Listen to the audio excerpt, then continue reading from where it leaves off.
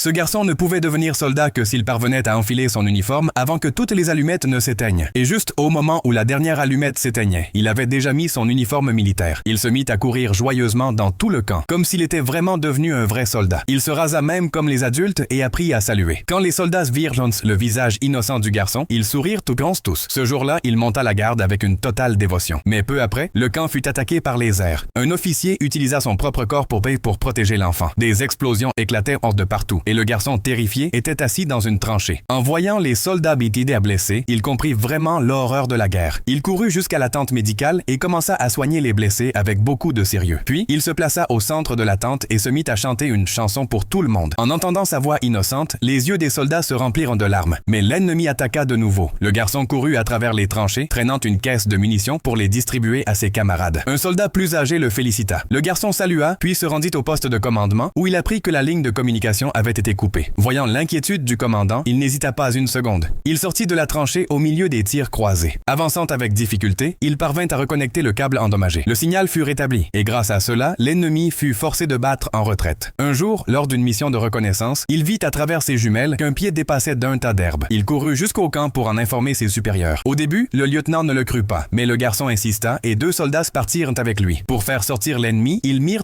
le feu à l'herbe. Soudain, 2 ennemis indiens sortirent en courant et furent capturés. Plus tard, le garçon traîna même un sac contenant la radio ennemie, qui transmettait des coordonnées de bombardement. Une fois de plus, il fit preuve de courage, mais ne montra jamais de fierté. À la place, il demanda humblement à devenir messager pour pouvoir livrer les lettres aux autres soldats. Tout le monde adorait ce doux garçon, et un soldat dansa même pour lui. Le lendemain, lorsqu'il revint avec d'autres lettres, ce soldat n'était plus en vie. Le garçon retira silencieusement sa casquette et s'éloigna, le cœur brisé. Ce garçon s'appelait Sergei Aleshkov, le plus jeune soldat de l'histoire. Après la guerre, il reçut la médaille du héros.